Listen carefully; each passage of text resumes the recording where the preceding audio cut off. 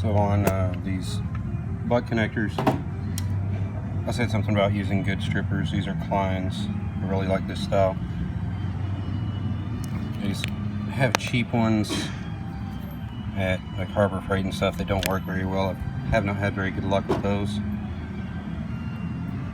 Those work really good, and when I say good crimpers, I mean good thick metal ones. They have those real thin metal cheap ones. These work a lot better. As for the sealing butt connectors, it says clear seal on these. This is the Pico, and when you crimp these, you're technically not supposed to use that pin right there to crimp. You're supposed to use this one back here. See, this says non and this says INS. This is for non-insulated connectors. This is for insulated connectors. I've used both, but technically you're supposed to use that one that only squishes it down. Squeeze it like that. I mean, I'm sure y'all know how to do a butt connector, but I'm just kind of going through everything anyway. Then I have this power probe set. This is really nice. It's a soldering gun attachment there, a plastic knife to heat and cut plastic, and then it has what's called a hot blow attachment for heat shrinking. This is butane, so it's really nice. You can take it with you anywhere.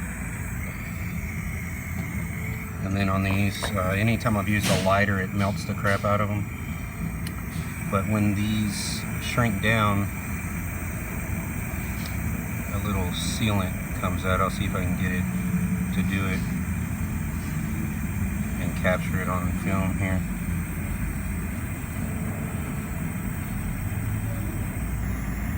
It's hard to do this in focus, but as it heats, sealer comes out. You can kind of see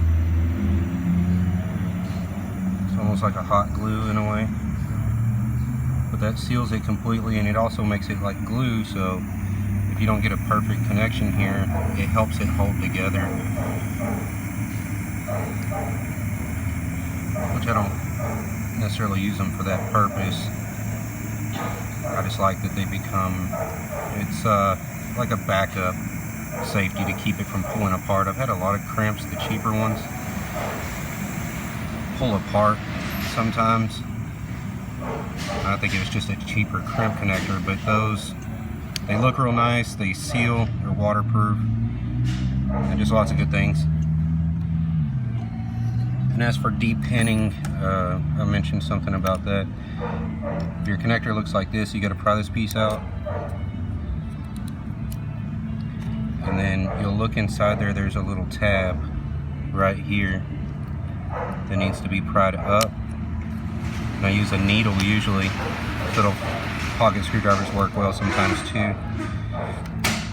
But you pry that tab up and it lets you pull the wire out. Then you can just get rid of that whole pin. On any connectors you don't want where you're cutting the ends of the wires off, because you're not going to use those wires anymore. Rather than have ends of wires sticking out you're trying to tape or seal or something, just pull the whole pin out. And then on some of these you don't have a deal where you got to pull it out of the plastic piece, but you need to pull this plastic off here on the back and stick this pin is actually damaged, so it just falls out, but these don't. Stick a paper clip is what I use, and you'll see that you'll see where to stick it, because it has a little slot right there.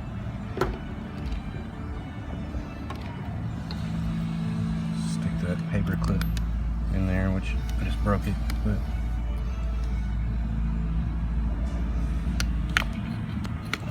stick a paper clip in there and then pull on the pin.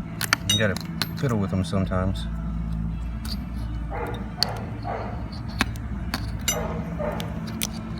And it'll come out like that.